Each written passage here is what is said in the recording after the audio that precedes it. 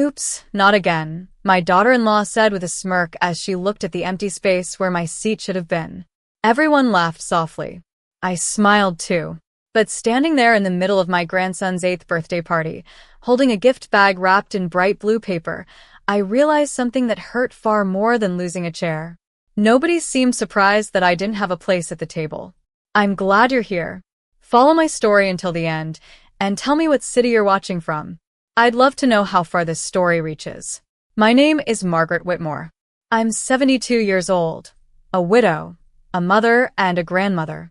That Saturday morning had started with excitement. I woke up before sunrise, unable to sleep because I had been looking forward to Ethan's birthday for weeks.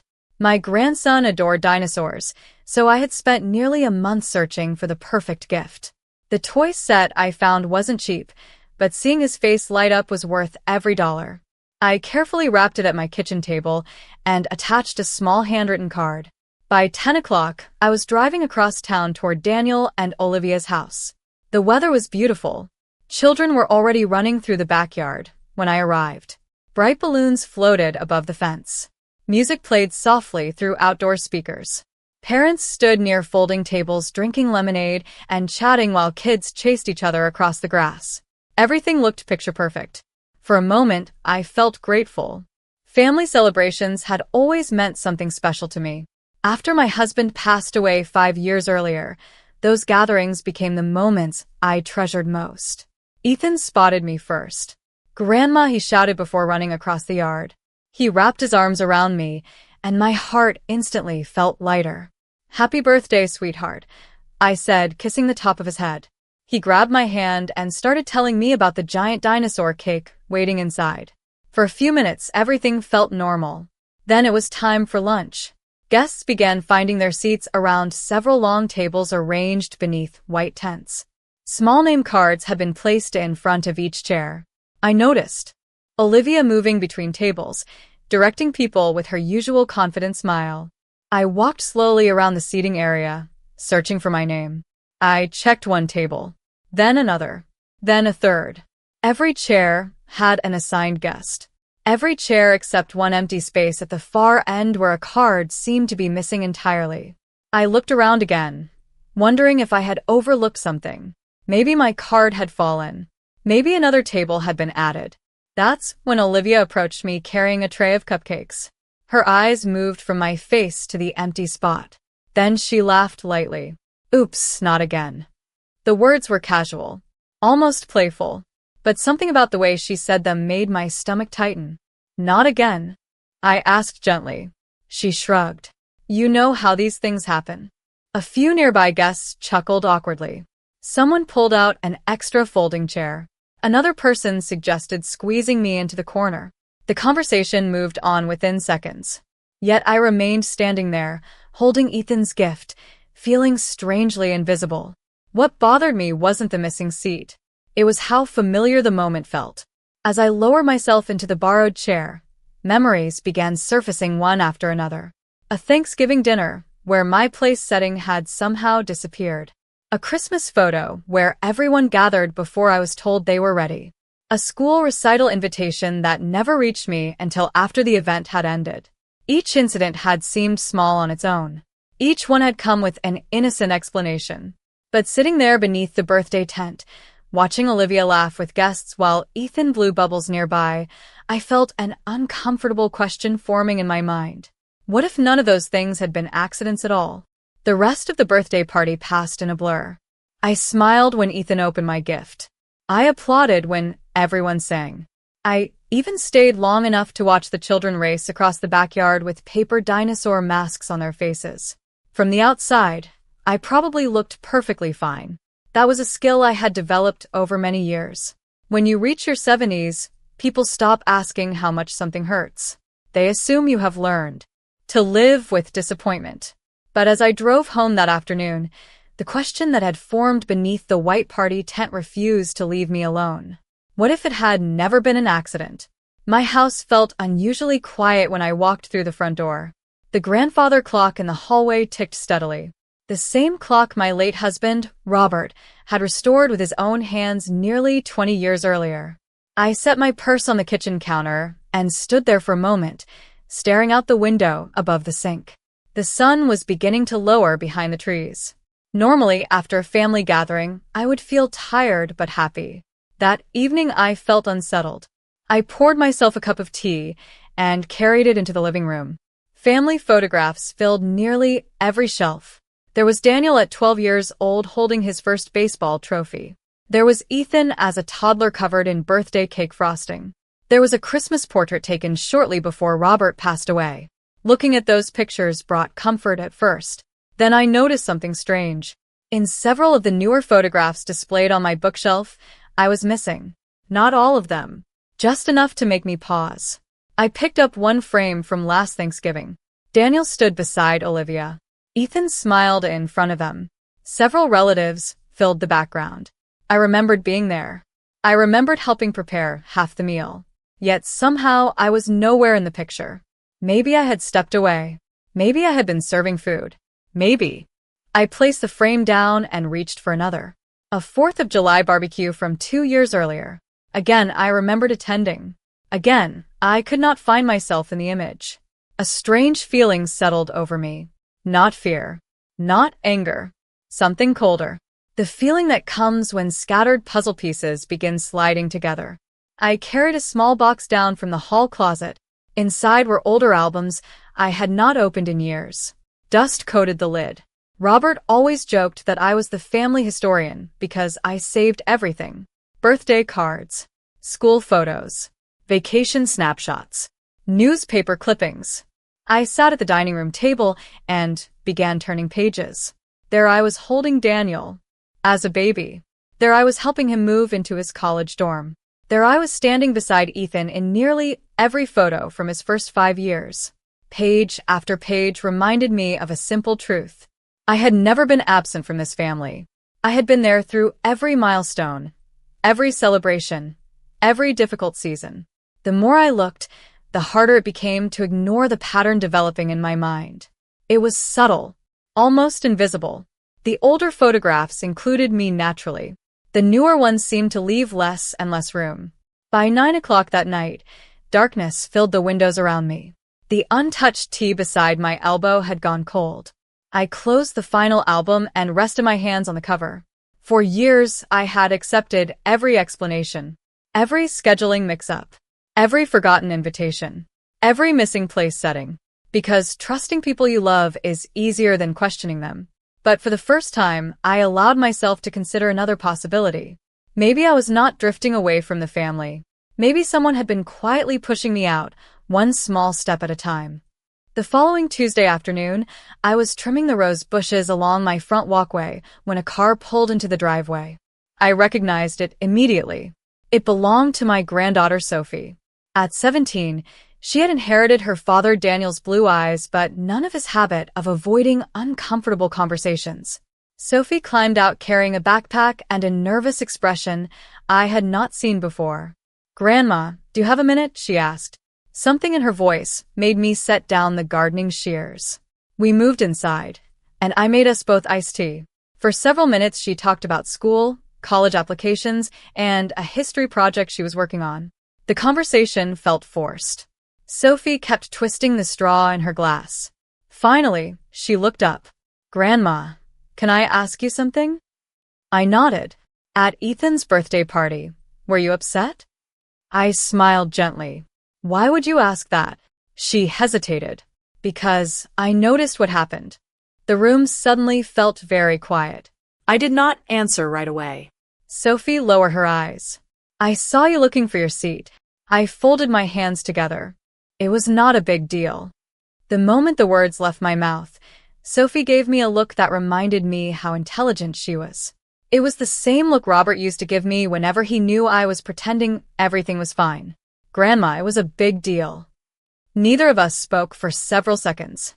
Then Sophie reached into her backpack and pulled out her tablet. "There is something I think you should see." A strange feeling moved through me. She unlocked the screen and opened a photo album. At first I did not understand what I was looking at. Family pictures filled the display. Birthdays, holidays, backyard barbecues, school events. Then Sophie tapped one image. "Do you remember this Christmas?" she asked. I leaned closer. Of course I remembered it. The entire family had gathered at Daniel's house. The photo showed everyone standing around the tree. But something was wrong. I was standing next to Ethan, I said quietly. Sophie nodded. That is the original memory. This is the version everyone got afterward. My heart skipped. She swiped to another image, then another, and another. Each time I remembered being present. Yet somehow the final photographs no longer reflected that reality. Sometimes the crop had been adjusted. Sometimes the angle had changed. Sometimes a different image had been selected entirely. Individually, none of it looked suspicious. Together, it created a pattern that was impossible to ignore. Sophie took a deep breath. I started noticing it about 2 years ago. I looked at her carefully. Why did you not say anything? Her expression filled with guilt. At first I thought I was imagining it. Then every time I brought it up, Mom said it was just editing. She said the pictures looked better that way. Mom. She meant Olivia. Hearing those words sent a chill through me. Sophie continued. Grandma, I do not think it is just about pictures. I remained silent. You are missing from family group photos. Missing from event albums. Missing from posts online. It is like someone wants people to forget how often you were actually there. The sentence landed harder than I expected, because it echoed the thought that had been growing quietly in my mind. Since Ethan's birthday, I stared at the screen again. Years of memories looked different now. Not false, just incomplete. Carefully edited, softly rearranged. The kind of changes most people would never notice unless they were looking for them. Sophie reached across the table and squeezed my hand. Grandma, I think somebody has been rewriting the story of this family. And I do not think it started with photographs. After Sophie left that afternoon, I sat alone at my dining room table for a very long time. The house was silent except for the faint hum of the refrigerator and the ticking of Robert's clock in the hallway. Her words kept replaying in my mind. Somebody has been rewriting the story of this family. I wanted to dismiss the idea. I truly did. For more than 40 years, I had believed that families survived because people chose trust over suspicion. But trust becomes difficult when the evidence begins stacking up in front of you. I pulled several old storage boxes from the guest room closet and carried them into the dining room. By sunset, photographs covered nearly every inch of the table. Some were printed snapshots from years ago. Others were pictures I had downloaded and printed from social media. At first glance, they seemed ordinary. Smiling faces, birthday cakes, holiday dinners, graduation ceremonies. Yet the longer I studied them, the more obvious the pattern became. In older photographs, I appeared naturally, sometimes in the center, sometimes off to the side, sometimes holding a child or helping serve food. I was simply part of the family. But beginning about 3 years earlier, my presence started shrinking. In one image, only part of my shoulder remained visible. In another, I was completely absent despite remembering the moment clearly. The progression was so gradual that most people would never notice it. Looking at the photographs in chronological order felt like watching someone slowly erase pencil marks from a page. I reached for a picture taken during Ethan's 5th birthday party. I remembered spending the entire morning helping decorate the backyard. I remembered filling balloons and setting up tables. Yet the final family photograph showed everyone except me. A memory surfaced immediately. That afternoon, Olivia had offered to take the group picture herself. At the time, I thought she was being helpful. Now I wondered if there had been another reason.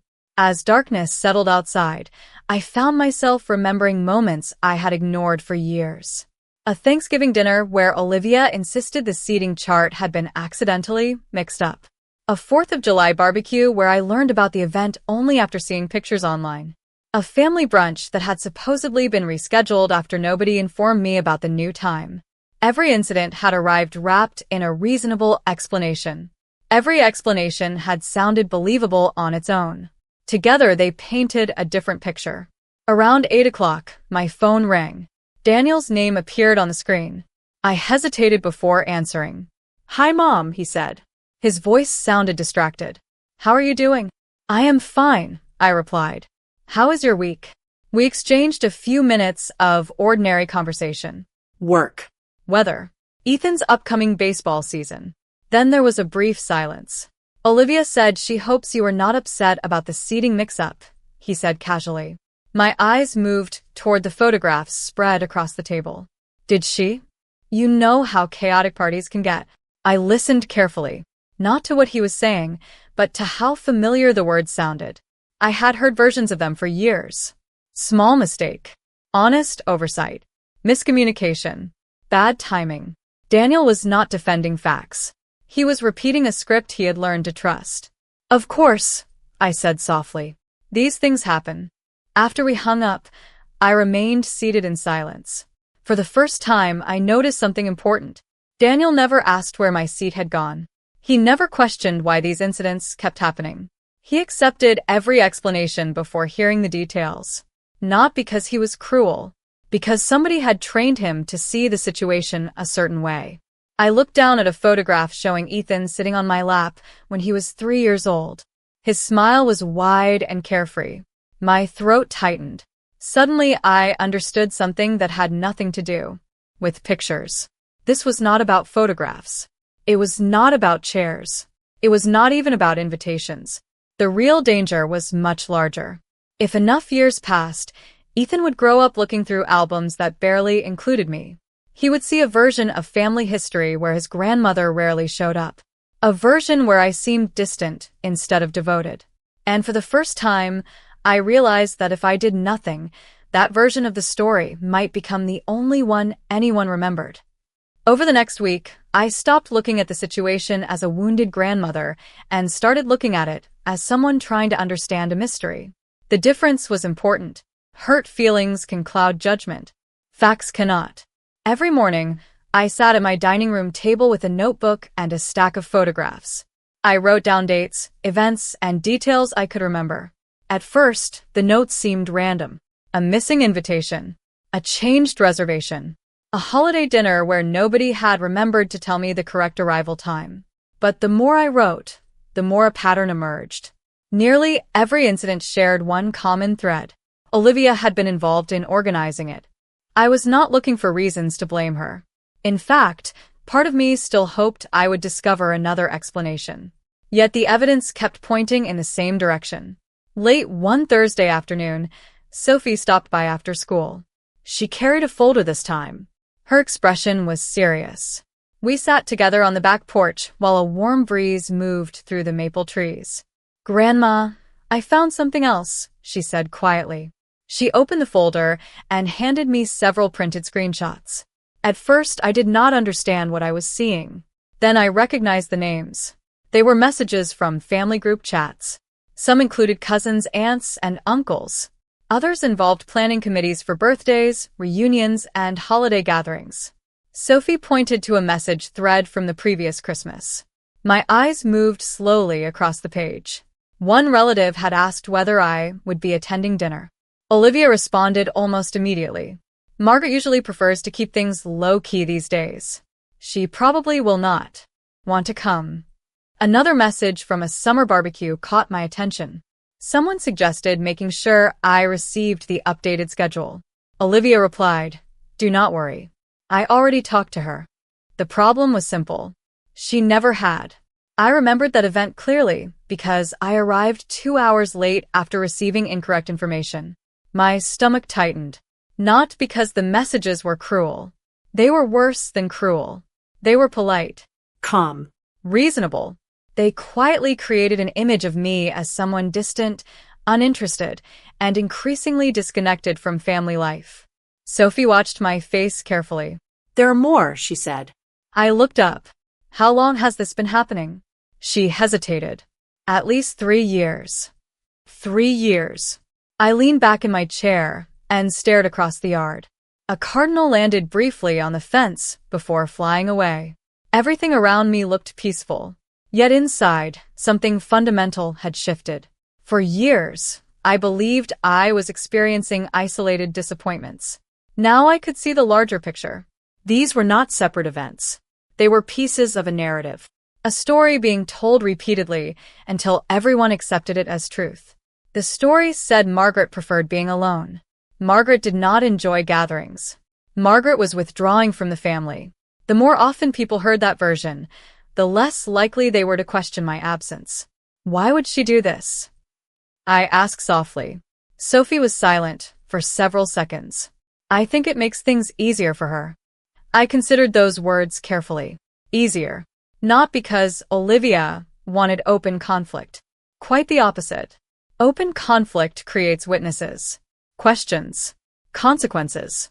Quiet exclusion creates confusion. People assume distance happened naturally. Nobody feels responsible. That realization struck harder than anything else. Olivia was not trying to remove me from a single event. She was trying to remove me from the family's memory. And the most frightening part was how close she had come to succeeding. I closed the folder slowly and rested my hand on it. For the first time since Ethan's birthday, I no longer wondered whether I was imagining things. The question had changed. Now I needed to decide what I was going to do about it. The answer came to me on a quiet Sunday morning while I was watering the flowers Robert had planted years ago. For days, I had been asking myself the same question. Should I confront Olivia directly? Should I call Daniel and show him everything Sophie had uncovered? Should I send copies of the screenshots to every relative in the family? Each option felt satisfying for a moment. Then it felt wrong. Not because the evidence was weak. The evidence was strong. The problem was that people rarely change their minds when they feel attacked. They become defensive. They stop listening. By the time I finished watering the last rose bush, I knew exactly what I would do. I would not argue. I would not accuse. I would let the truth speak for itself. Later that afternoon, Sophie came over again. We sat at the dining room table surrounded by photographs, notes, and printed messages. I have a plan, I told her. Her eyes immediately brightened. What kind of plan? I slid a photo album toward her. A family reunion is coming up next month, right? She nodded. Every August, Daniel and Olivia hosted a large gathering that included relatives from several states. Cousins flew in. Aunts and uncles drove for hours. Nearly everyone attended. Good, I said, because I am going this year. Sophie smiled. You almost skipped it last year. I know. What changed? I looked down at the photographs spread across the table. Last year, I thought people forgot about me. Now I know someone helped them forget. Sophie sat quietly for a moment before asking the question I knew was coming. What are you planning to do? I reached for a stack of old albums. Tell the real story. Over the next several weeks, we worked together almost every afternoon. Sophie helped scan hundreds of photographs. We organized them by year. Birthdays, school plays, holidays, baseball games, family vacations, community events. As the collection grew, something remarkable happened. A completely different picture of family history emerged. There I was teaching Ethan how to bake cookies when he was 4. There I was sitting beside Daniel during one of the hardest years of his life after he lost his job. There I was helping paint the nursery before Ethan was born. There I was holding babies, hosting dinners, organizing reunions, writing checks when family members needed help, and showing up whenever someone called. The images told a story no cropped photograph could erase. One afternoon, Sophie stopped scrolling through the files and looked at me. Grandma, you were everywhere. I laughed softly. That is what families do.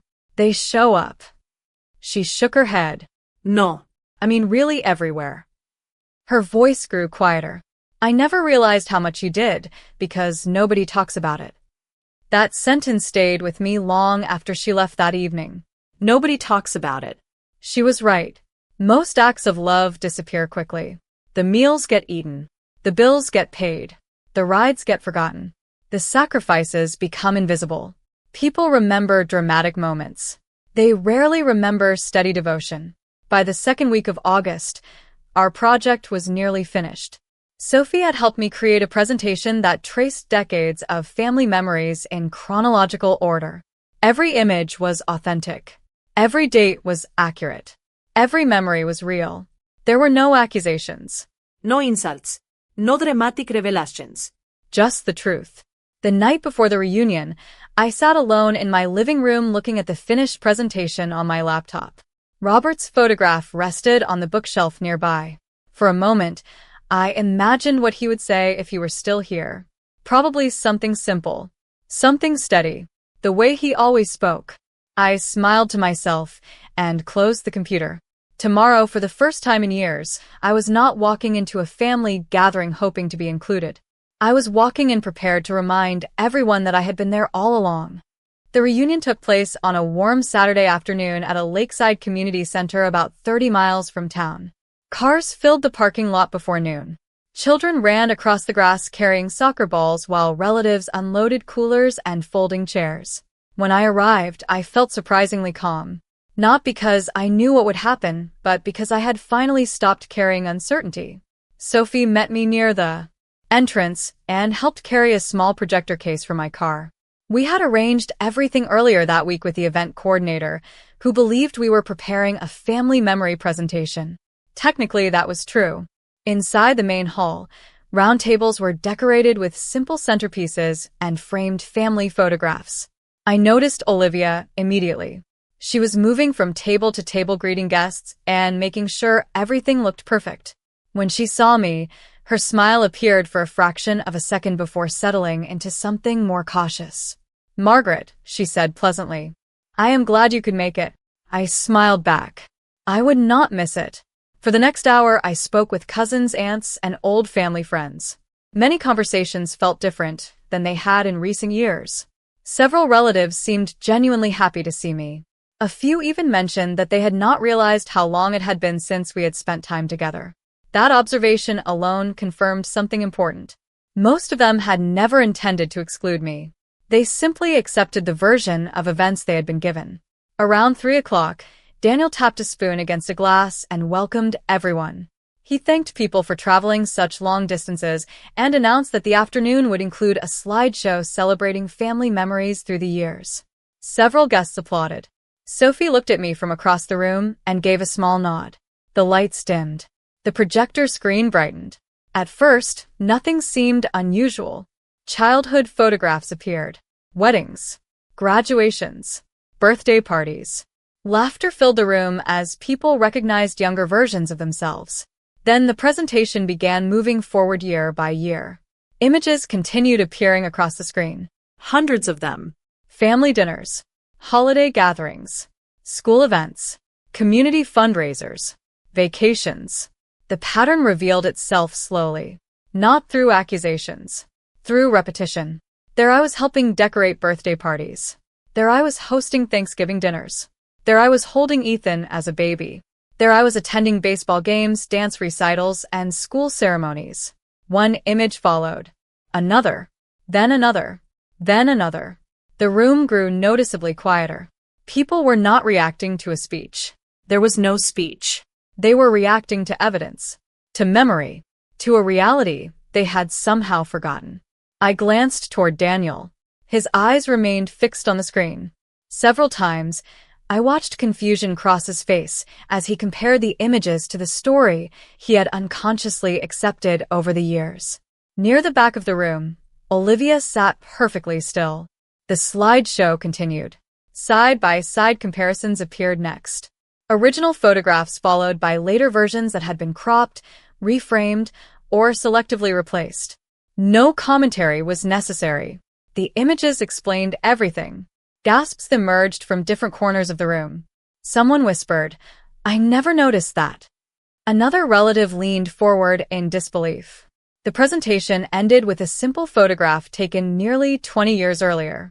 Robert and I stood surrounded by family members, all of us smiling beneath a 4th of July banner. Beneath the image appeared a single sentence. "Family history belongs to everyone who helped build it." The screen faded to black. Silence filled the room. Not uncomfortable silence. Reflective silence. The kind that appears when people suddenly realize they've been looking at the wrong picture for a very long time.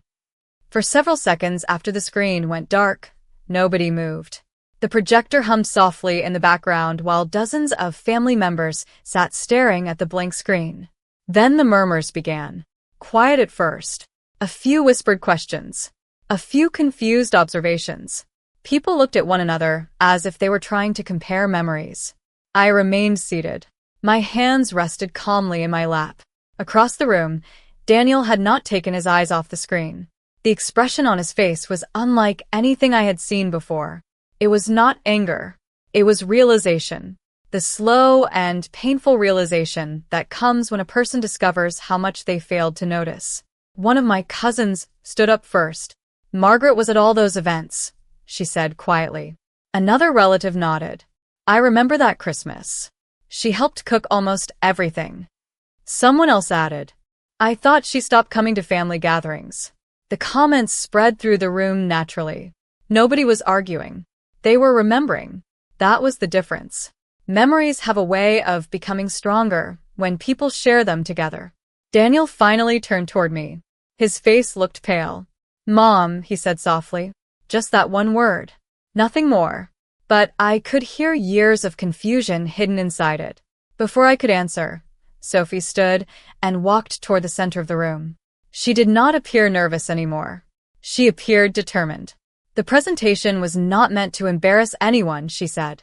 "I helped Grandma put it together because I realized something important.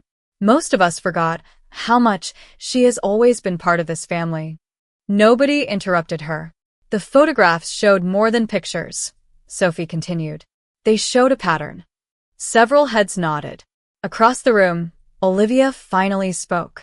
Her smile was gone. "This is ridiculous," she said. "People crop photographs all the time."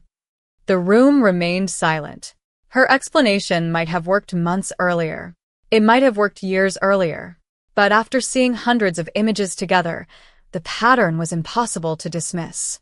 One photograph could be an accident. 10 photographs could be coincidence. Years of carefully repeated omissions were something else entirely. Daniel slowly stood up. "Olivia," he said. His voice was calm but strained. "Did you tell people Mom preferred not to attend events?" She looked surprised by the question. "Sometimes." "Why?" Another pause. "Because she seemed less interested." Daniel looked down briefly before speaking again. "Did she tell you that?" Olivia opened her mouth, then closed it. The silence answered more effectively than any explanation. Around the room, relatives exchanged uneasy glances. Nobody looked angry. They looked disappointed. There is a difference. Anger burns quickly. Disappointment lingers. One of Daniel's uncles cleared his throat. "Margaret helped organize reunions for nearly 20 years, he said. "I always assumed she stepped back because she wanted to." Another relative added, "So did I." Piece by piece, the story people believed began falling apart. Not because someone attacked it, because reality no longer supported it. Daniel walked slowly toward my table. For a moment, he looked like the little boy who used to sit beside me after making a mistake he could not explain. "Mom," he said quietly, "I am sorry." The room became very still again. I could see genuine regret in his eyes. Not only for recent events, for years of missed opportunities. Years of accepting easy explanations without asking harder questions. I reached for his hand and squeezed it gently. "You cannot change the past," I said. "None of us can." His eyes filled with emotion. "I should have paid attention." I nodded. Yes. "You should have." It was not cruel. It was simply true. Across the room, Olivia sat alone at her table. For the first time since I had known her, nobody rushed to support her explanation. Nobody defended her version of events. The reason was simple. The conversation had moved beyond opinions. Everyone had seen the evidence with their own eyes. The story she spent years shaping had finally collided with the truth. And the truth, once fully visible, was impossible to crop out. The reunion ended differently than anyone expected. There was no shouting. No dramática enfrentación. No scene that people would spend years gossiping about. Instead, there was something far more powerful. There was honesty. As conversations slowly resumed around the room, relatives approached my table one by one. Some shared memories I had completely forgotten. Others apologized for assumptions they now realized had been unfair. An aunt from Ohio hugged me and told me she always wondered why I seemed less involved in recent years. A cousin admitted that he believed I preferred staying home. None of them had acted out of malice. They had simply accepted a version of reality that seemed reasonable at the time. That was the lesson I would carry with me long after that day ended. People rarely notice a lie when it arrives disguised as something ordinary. Daniel stayed close to me throughout the afternoon. Every now and then, I caught him studying old photographs that relatives had gathered around the tables. I could almost see him, replaying years of memories through a different lens. Near sunset, he asked if we could talk privately. We walked outside toward the lake. The water reflected shades of gold and orange from the setting sun. For a few moments, neither of us spoke. Then Daniel stopped and looked at me. "I keep thinking about all the times I should have noticed," he said quietly. "The signs were there." I nodded. Sometimes the things closest to us are the hardest to see. He lowered his eyes. "I thought you were pulling away." "I know." His voice cracked slightly. "You never were you?" I smiled sadly. No. I never was. The silence between us felt different now. Not empty. Healing. After several seconds, Daniel wrapped his arms around me. It reminded me of the way he used to hug me as a child after a difficult day. "I am sorry, Mom," he whispered. This time, I believed he truly understood what he was apologizing for. Not one missing invitation. Not one missing chair. Years of absence disguised as misunderstanding. Years of moments that could never be returned. When we walked back inside, Ethan ran toward us carrying a soccer ball. "Grandma, are you coming to my game next Saturday?" he asked. I laughed softly. "Of course I am." "Promise." "I promise." He grinned and ran off again. Such a simple exchange. Yet it meant everything. Because children remember who shows up. They may forget gifts. They may forget decorations. But they remember presents. As the evening came to an end, I packed away the projector and gathered the photo albums. Sophie helped carry everything to my car. Before closing the trunk, she looked at me and smiled. "You know what the funny thing is?" she said. "What?" "The presentation was never really about photographs." I thought about that for a moment. Then I nodded. She was right. It had never been about pictures. Pictures were only evidence. The real story was about something much deeper. It was about refusing to disappear. It was about protecting the truth before it was replaced by a more convenient version. Most importantly, it was about remembering that a person's value is not determined by whether others choose to acknowledge it. That night, when I finally returned home, I placed one photograph on the mantel above the fireplace. It was an old picture taken decades earlier. Robert stood beside me. Daniel was young. The future stretched ahead of all of us. I smiled as I looked at it. The missing chair had never been the real problem. The cropped photographs had never been the real problem either. The real problem was that people stopped noticing when I was absent. And the solution was never revenge. The solution was simply reminding them that I had been there all along.